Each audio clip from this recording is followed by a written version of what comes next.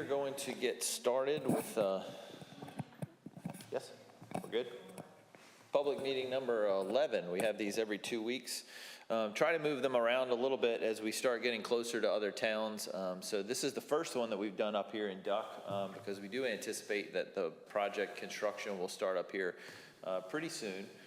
So we wanted to kind of get ahead of that, and so in a certain part of the presentation, we'll actually talk a little bit about the design of the beach, and since we're in Duck here today, we'll hone in specifically about what we're doing here in Duck and kind of the logic behind that. So Adam, you guys can see the presentation right now? No. I'm sorry? Can you now? I can see it in your screen, but it's not full screen. That's what you're going to get. Can I try to switch them? No? Yeah. Don't. I can put it up in there, but he won't be able to talk. Okay. All right. So this is the screen there that you're seeing, Adam, the one I'm moving my cursor on? Yes, so I can see basically 5 of the screens, and I can see the presentation in the screen where you were. If you don't want to talk about it, I can put it up so you can see it better. Yeah, I don't think anybody else needs to talk. We can go ahead and do that. Okay.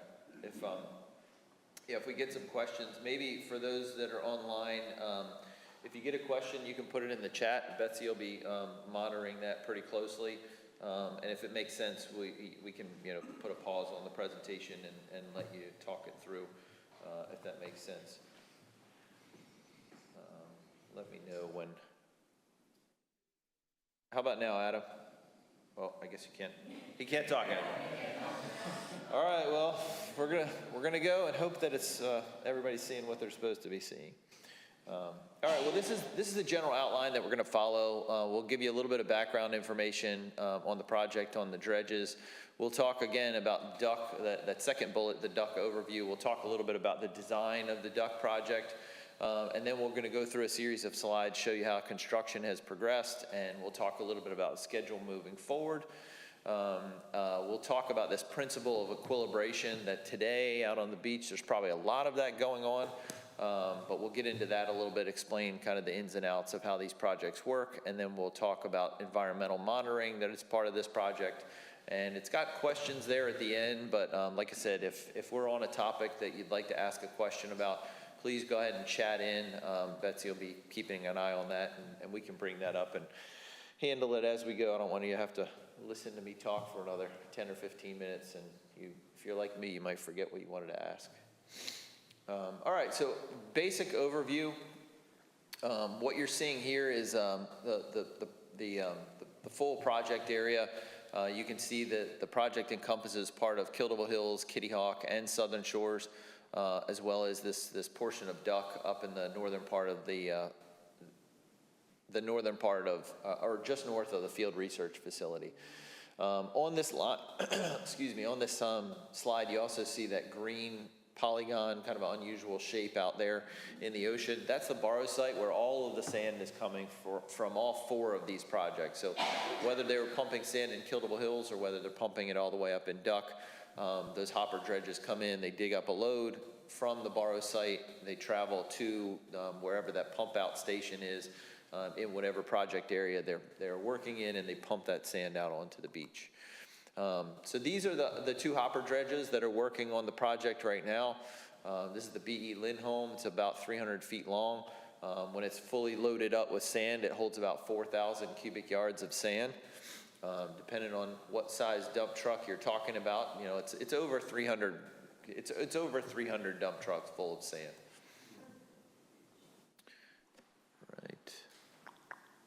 All right. The other dredge that's working, you can see it's about 65 feet longer than the BE, but it holds more than twice as much volume. So this is a much bigger dredge. Like I said, it can pump about twice as much or hold about twice as much as the other dredge. And what you'll see if you're kind of tracking the way that this project works is Weeks tries to use this dredge on some of the longer, it's more efficient to use that dredge on some of the longer hauls. So when the project does get into Duck, there will be one dredge. The smaller dredge will continue to work in Southern Shores, whereas the larger dredge will be making those longer hauls up to the town of Duck.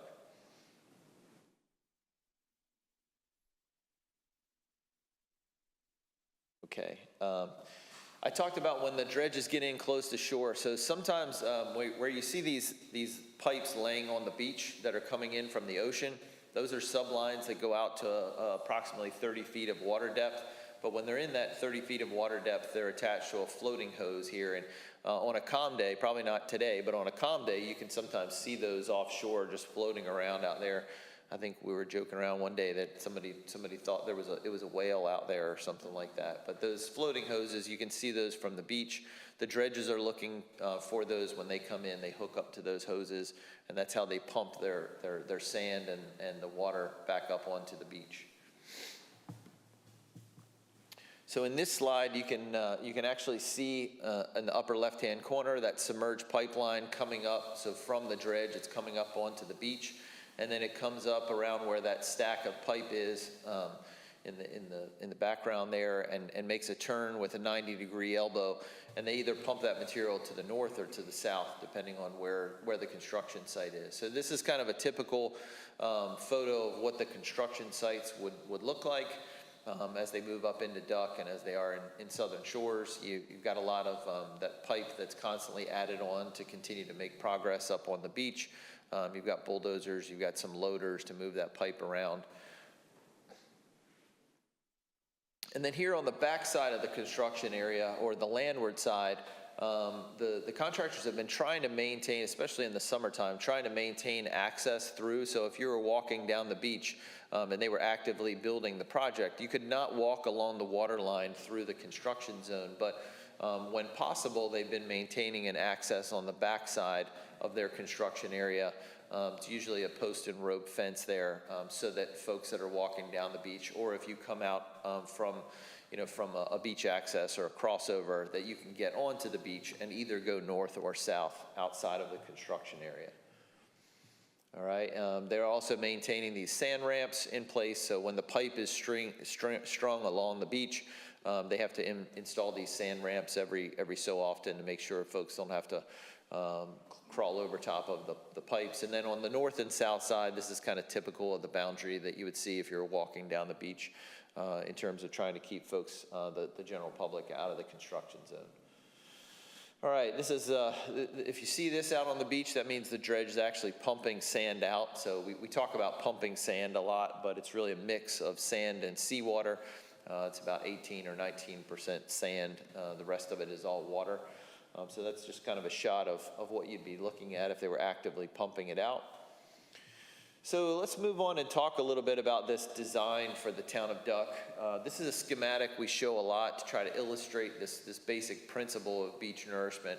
And the idea that when we build one of these projects, a lot of times people will say, man, you're just putting that sand out on the beach, it all washes away in a couple of storms, and it's a waste of money.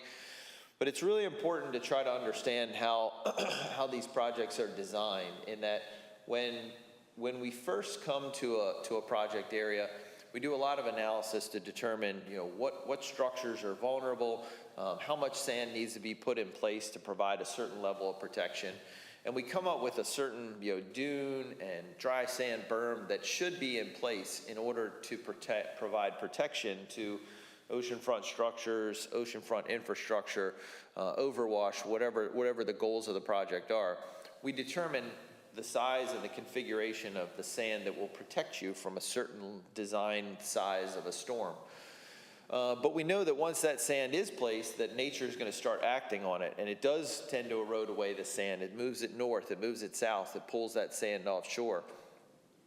So because we want that protection there all the time, we end up adding additional sand in front of that design fill, and we call that advanced fill.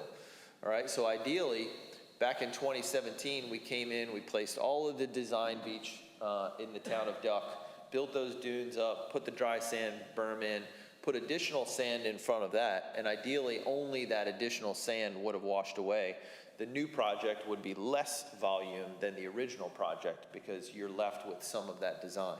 Now, that's the way that it works in theory, but typically, once you get into the first renourishment, sometimes these projects outperform, like in Kill Double Hills. If you looked at that diagram, we actually have all of the design beach and some of that advanced fill in place. But in the town of Duck, because that project kind of sits it by itself up there north of the field research facility, not only are we replacing that advanced fill, but some of that design beach we also have to replace during this initial renourishment project. So when we went through and we determined how much volume of sand we need to put on the beach for this 2022 project, the first thing we wanted to do was determine how much of that design beach had been eroded away over that 5-year period. So we take measurements, we determined just under 200,000 cubic yards, about 192,000 cubic yards needs to be replaced just to get back to that baseline design level. Then in addition to that, we've placed about 25 cubic yards per linear foot uniformly along the entire project, and that would require another 200,000 cubic yards. And then in addition to that, after the project was bid, the unit cost for the sand actually came in a little bit lower than what our estimates were.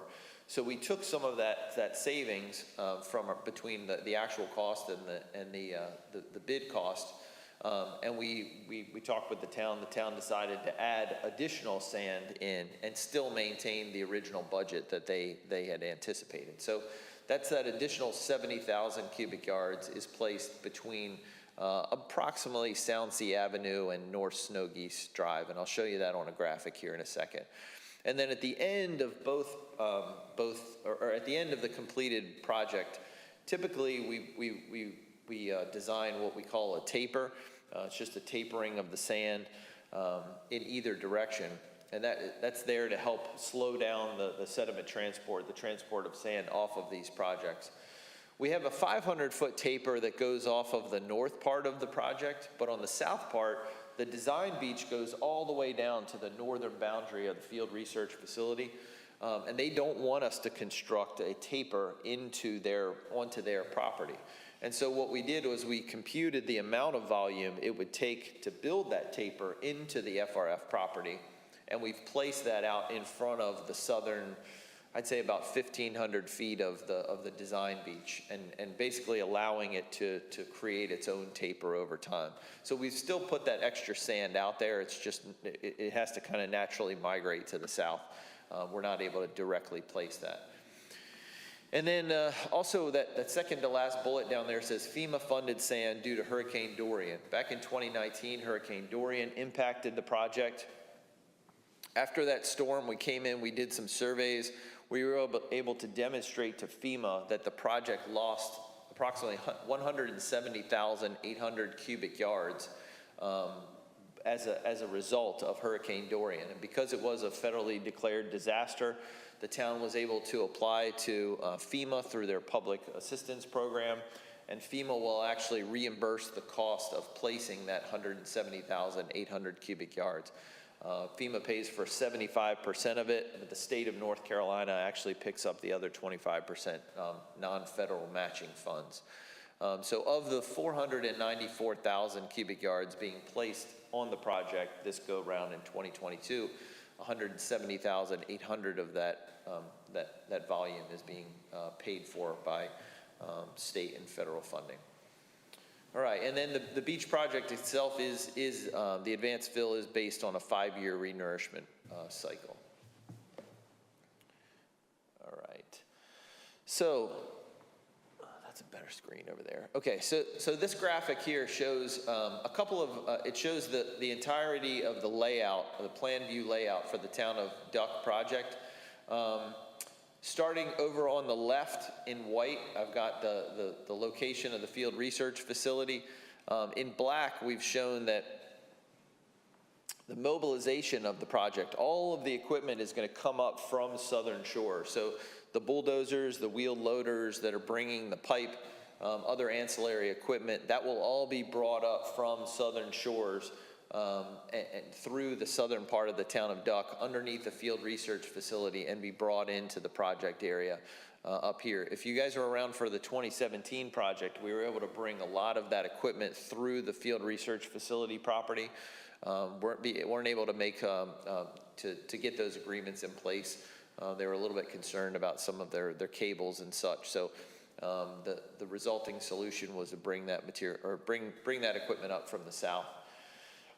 And so as you move into the project area, you can see that on the right side of the screen, we've got kind of a triangle, that nice smooth taper.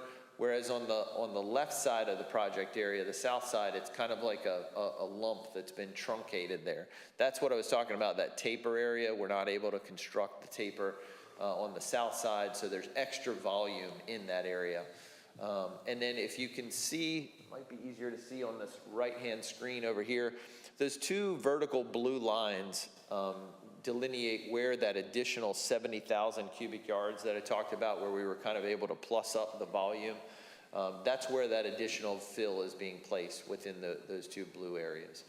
The red line that's kind of goes offshore, that's on the right side of that screen near Carroll Drive, that is one of those sublines that's already been installed on the beach at the town of Duck. The dotted line that's down there near Wood Duck, that's the location, the proposed location of a second subline that will be installed at some point in time in the future, once they're done with the subline that they're using down in Southern Shores.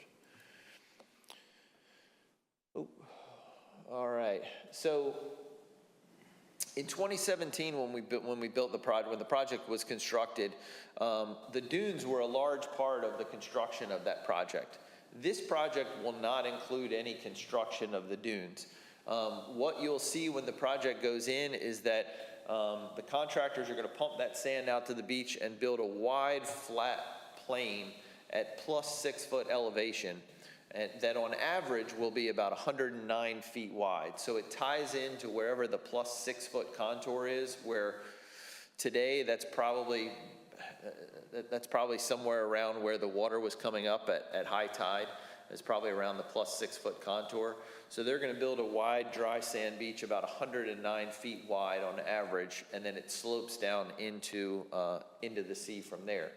Now, some of you may say, well, there was a fair amount of scarping of these dunes. We've seen some dunes be eroded away over the last 5 years. Sand fencing will be installed at the base and on the side of the existing dunes. And with that wide, dry sand beach over the course of the winter, we would expect a fair amount of sand to build up with that sand fence and start reestablishing the foot or the toe of the dunes that were constructed back in 2017. All right, so just in reality, what that looks like, again, these are some pictures from down in Kildable Hills. This shows the construction after they had built this particular part of the project. That's that plus 6 foot elevation.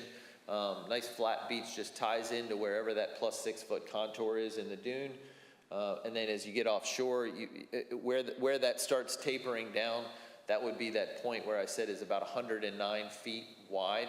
So where that dotted line ends on the left side of the screen, from the dune to that point will be about 109 feet wide when they're done with construction. And then the slope tapers down into the water down to existing grade on that 1 on 10 slope.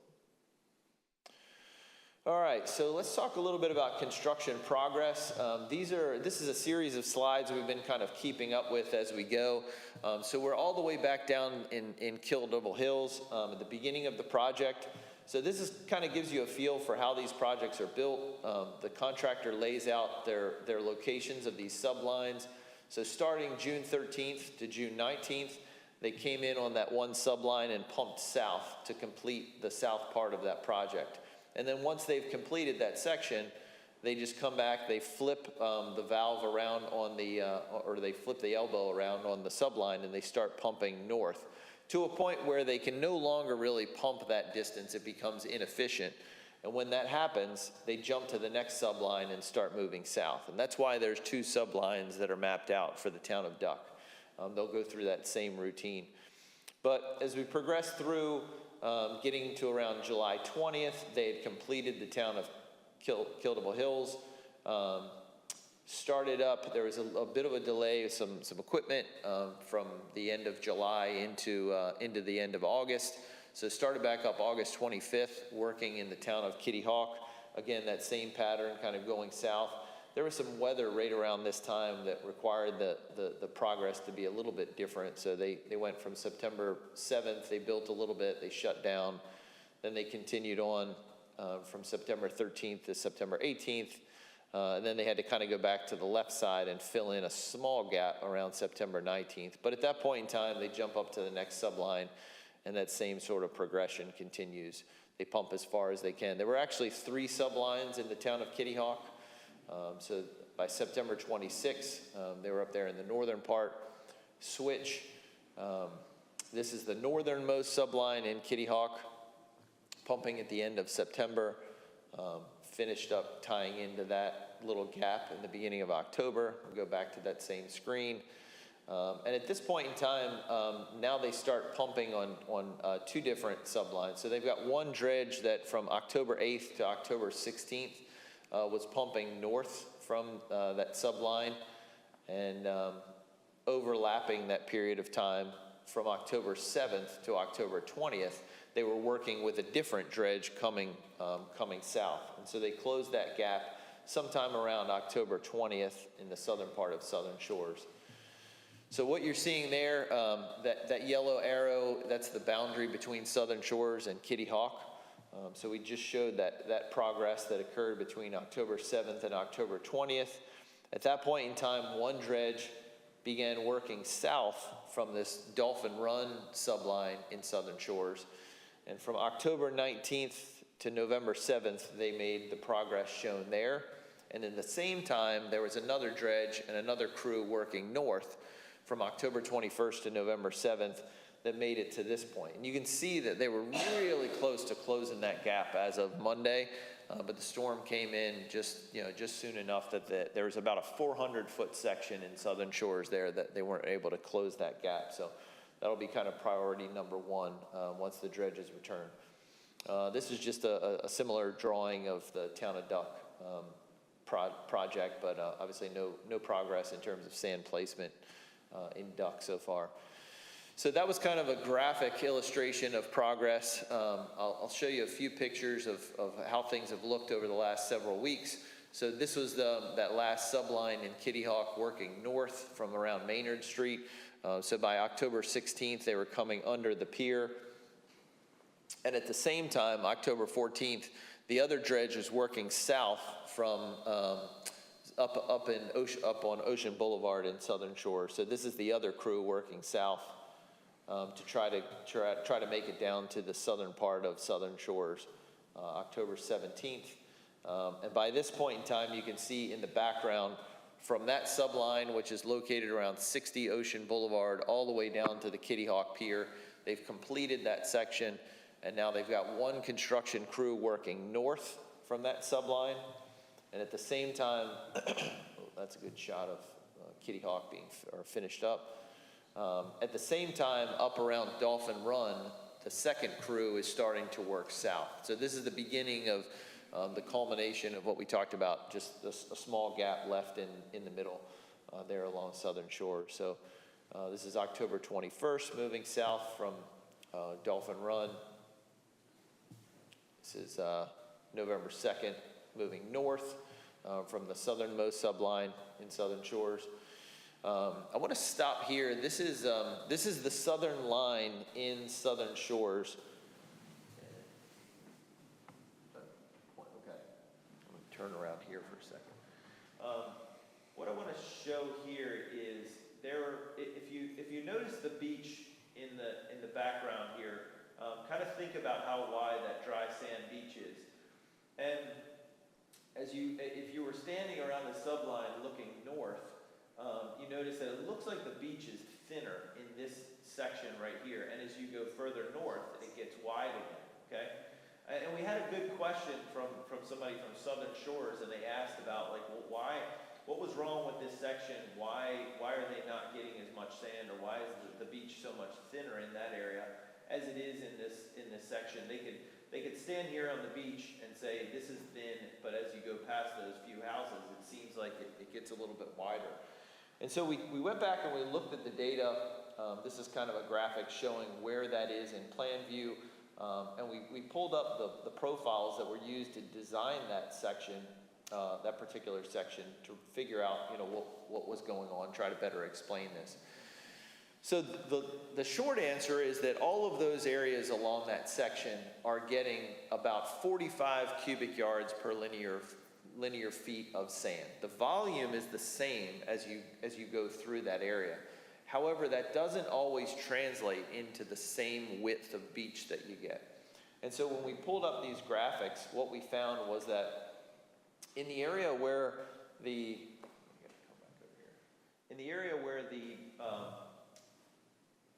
beach was relatively narrow, so here we've got 99 feet wide, there was a trough out here. This is the 5-foot contour, and this trough goes from about 8 feet maybe up to 5, and so there's a fair amount of volume that needed to be used on this particular profile to fill that hole out there below -5 feet.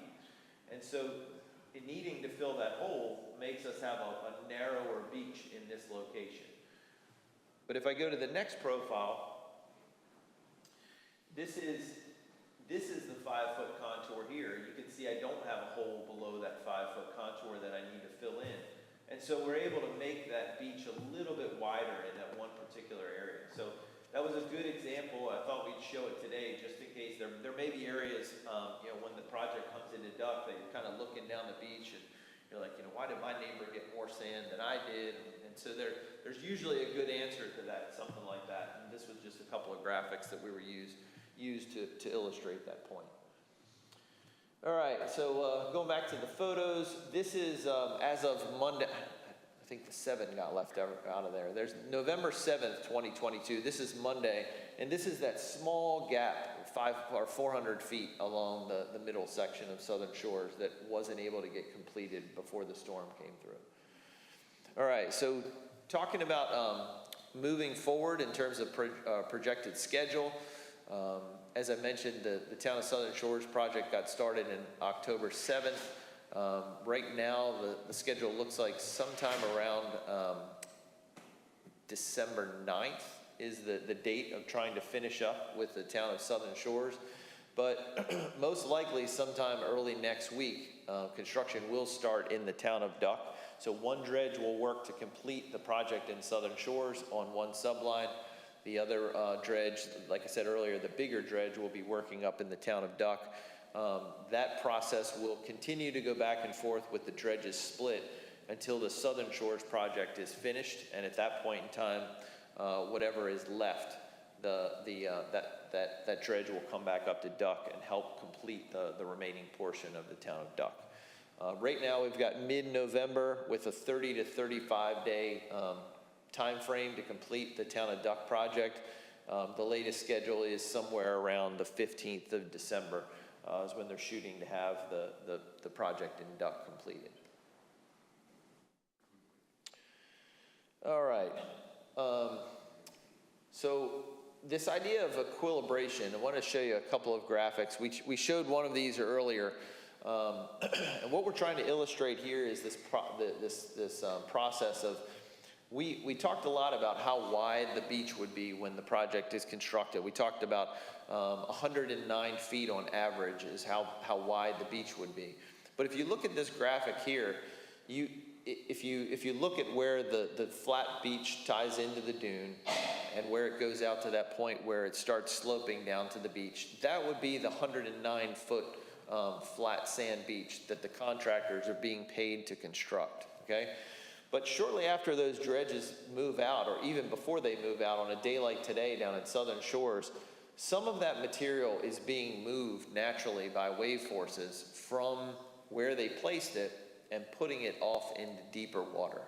And a lot of times right after a project goes in, especially on a stormy day like today, people will come back, tomorrow or later this weekend, and they'll see the beach is narrower than it was when it was constructed, and they'll start saying things like, we're already losing all this sand that we're paying all this money for. But it's part of the design of these projects. That sand moves offshore, and there is a benefit to that sand being offshore.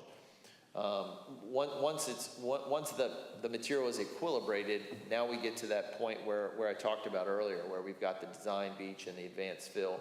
And the cycle is that once the advanced fill goes away, you're left with the design beach, and that's when you would come back and re-nourish, put more sand on the beach. But to go back to that idea of sand being offshore, these are a couple of graphics that we prepared for a previous project that was built down in the southern part of the state. And this shows that the project itself was constructed just as designed. And when we came back about 9 months later and resurveyed that area, you could see where the beach had peeled back and where that sand actually was offshore. So this isn't a schematic, this is actual survey data showing that same principle that we talked about. And so you say, well, what good is that sand doing all the way offshore? Yeah, it's a good explanation of where it goes, but are we getting a benefit of that sand being offshore as we're sitting on the beach watching these big waves today crash into the beach? And what we want to kind of hone in on is this idea that we're reducing the energy in those waves. So today we've got 10-foot waves out offshore, 30-mile-an-hour winds. What we're trying to do is get that wave energy dissipated further away from the beach and not let these big waves come in and start breaking right on the beach and chewing away at the dune. So in this particular instance, if we were to pick the wave that would break in, I think we picked like 6 feet of water. If we were to calculate the size wave that would break in 6 feet of water, well, by putting this project in place, we've now moved the position of where that large wave would break about 400 feet further offshore. And I was out on the beach this morning, and we were kind of taking a look at the beach. And so I'm going to play this video for you real quick. But what you're looking at is you are looking down the beach at the area in Southern Shores where they just constructed that beach, where that guy is walking. Everything to the right of him is newly placed sand. That is the flat, dry sand beach, except today it's underwater. It's built to plus 6 feet, and the water is gently rolling over that.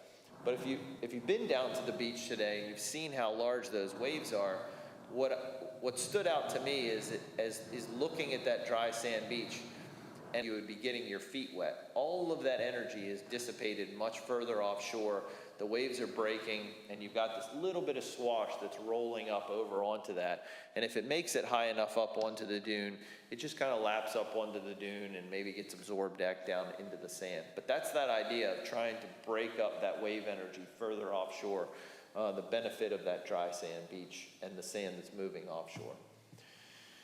All right, a couple little things left to touch on. This was a shot that we took down in the town of Kildare Hills after a little bit of a weather event. But one of the reasons that we highlight this is that you can see kind of that dark streak of like darker sand along the beach down there, and that's something that's pretty typical up here in the Outer Banks.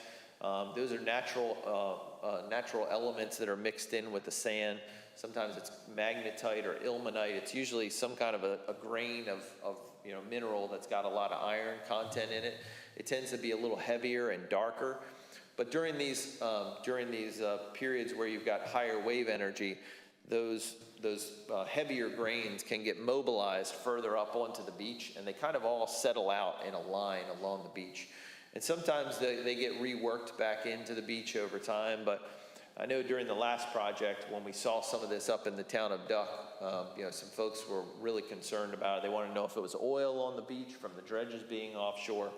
So early on in the project, we saw this phenomena occur again down in Kildare Hills, and we've kind of been keeping it in the PowerPoint just to give folks an idea of that this is a possibility.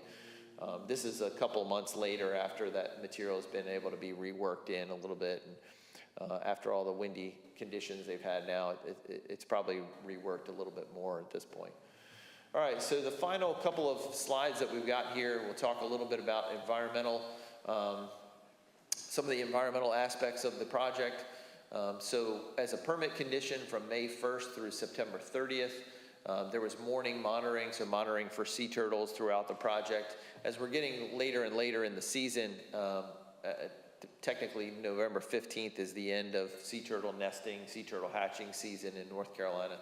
So up through September 30th, we had to have monitors every morning looking at the beach to make sure that new nests were not laid. Since September 30th up through November 15th, there are still monitors that patrol the construction site every night to make sure that if there were turtles that were potentially emerging out of the area, that the proper protocols could be put in place for that. Let's see, the dredgers also work in tandem with relocation trawlers.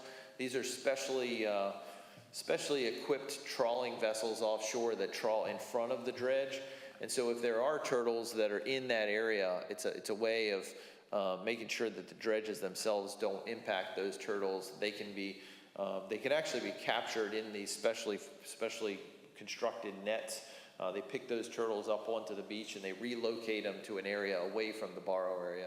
And throughout the course of the project, there have been about 39 of these turtles that have been picked up and safely moved out of harm's way. So that's a pretty typical process that goes along with these projects, especially when they're being built in the summertime. And then all of the dredges also have protected species observers looking for turtles and a number of other species. The dredge contractor has specific bird monitors on site. They're primarily looking for piping plover and red knots, but they submit a report every morning of all the different types of bird species that they observe in the area.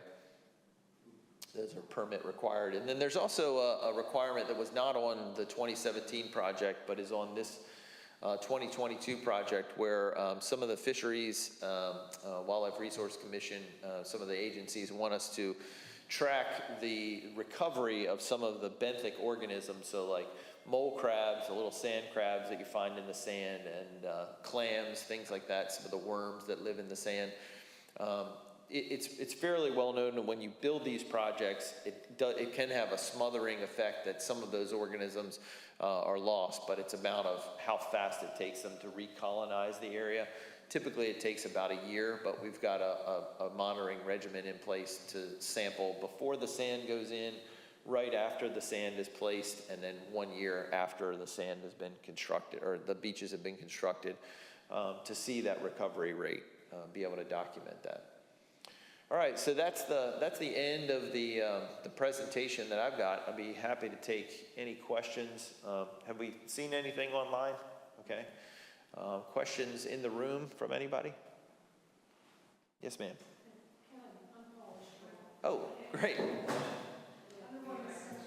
Yes, I wasn't going to say anything. It was a very good question, and I wanted to bring it up for other people that might have the same question.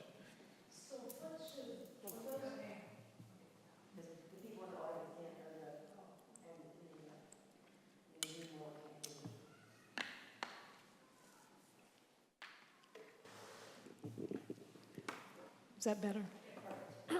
Yeah, Ken, I appreciated the very lengthy email response that you sent us. But on those areas of the beach that are a little bit narrower than the others, how will that impact us going forward? Should we expect more erosion in those areas, or will it be about the same? I think those troughs probably migrate fairly regularly. So I think with the new influx of sand, it's not a guarantee that the same trough will appear directly offshore of your property. A lot of times what we see is when we see those features where one part of the beach is a little thinner, over the course of a period of a couple of years, it tends to migrate south. So you may see the beach south of you get a little thinner, and your beach may become, wider to the point where it looks, directly to the north of that. But that is a pattern that we observe, from time to time. We monitor all these beaches annually, and sometimes you can see it, even within 1,000 feet, just a huge change in the width of one profile to the next. But a year later, you kind of see that flip-flop as those features move south. So it's a lot of sand that's being placed out there. I think that it'll kind of work itself out in the wash, and it probably won't reappear exactly how it was, and it probably will be short-lived as well. And then just one other question before I pass this mic on. We've had some complaints in Southern Shores, I'm on the town council there, from some property owners that are saying there's been some damage to their property around those staging areas. We've reassured them that that's going to be replaced or repaired. Sure. Yeah, essentially, the area that they've been given is the entire property that falls within the Southern Shores Civic Association's, property that access there at Trout Run. So we've gone out a few times to verify that everything that they have isn't like kind of bleeding in, spilling into, other people's property. And we've been satisfied that they're doing a good job of keeping that in there. They do have the ability to, if there's some vegetation in there, that vegetation may get pulled up or roughed up from the, heavy equipment through there. But anything that's disturbed, it's in their contract that, those areas need to be restored to at least how they were when they left. They're working with the same sand fence and dune planting contractor that the town of Duck works with.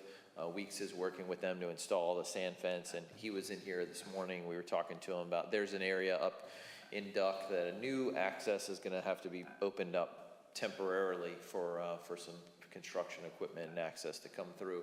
But they understand that when that's done, they have to do their best to put it back, exactly how it was, replant that area and so forth. So it's not uncommon that in areas, they have, tons and tons of photos of exactly the way everything looked. They actually have a contractor that they hire to come out and video document everything ahead of time. So they'll be able to go back and find those images and make sure that if additional vegetation needs to be planted, that's all done.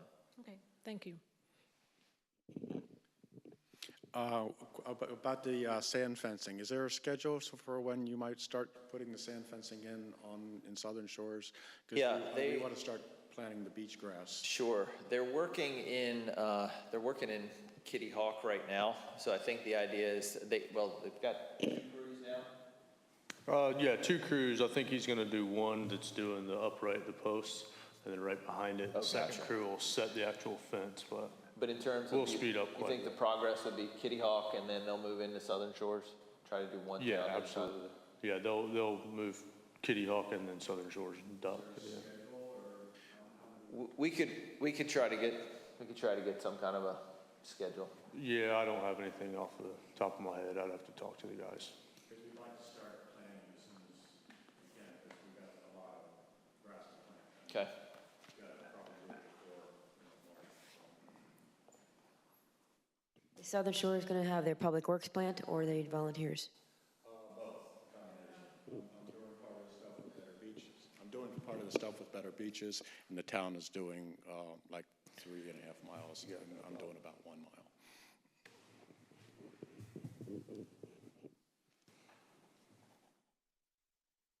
All right. Did you have a question, sir? Yes. Thank you for the presentation. It was excellent. Great. I just wanted to make sure I understood. We're not increasing the size of the dune. Correct. Correct. That 6-foot depth that you mentioned, am I understanding from the base of the dune eastward to the ocean, it's going to be 6 feet deeper? No, it will be at a plus 6 foot elevation. So essentially right now, kind of if you came off the dune, it would get the toe of the dune. Today, the toe of the dune is probably maybe plus 8, something like that. So a little bit lower than that. And then they'll build it flat out. But At 6 feet elevation? At 6 foot elevation, Okay, flat, thank you. right. But as time goes by, what we've seen in the past is that, especially with these larger storms and then, recovery afterwards, the ocean itself, the waves will probably stack that sand up even higher than plus 6 feet at the base of the dune. So in the wintertime, you tend to see a much steeper slope. It will end up pushing some of that sand probably up into the dune at the base of the dune, where it'll be a lot higher than the plus 6 feet. And by next spring, it will look more of a natural beach as opposed to just like this flat pad. That's more of a concept of constructability that's put in to build it at a flat elevation. Okay, thank you. Sure. And wind will play a part in that as well. Wind, yes.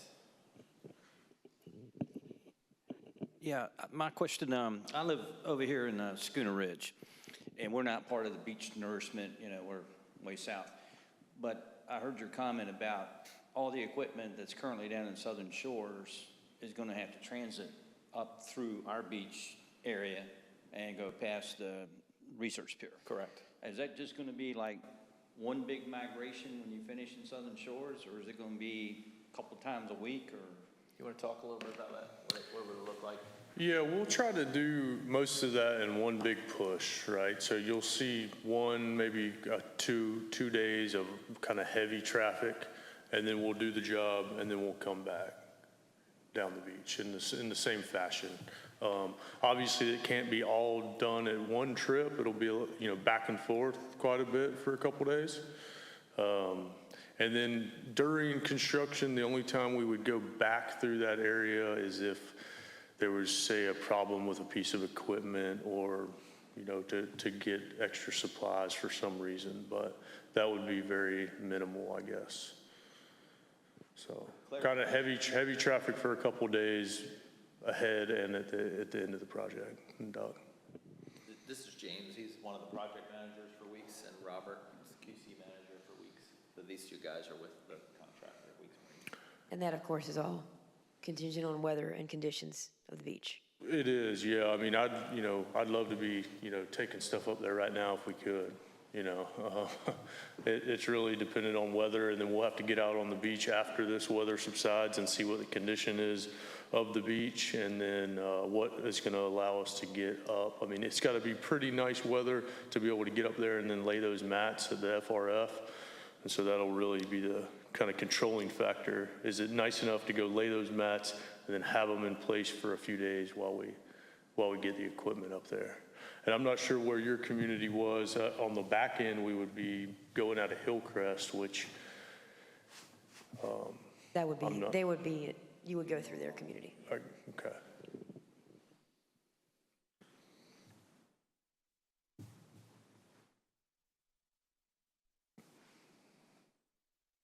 All right. Any other questions?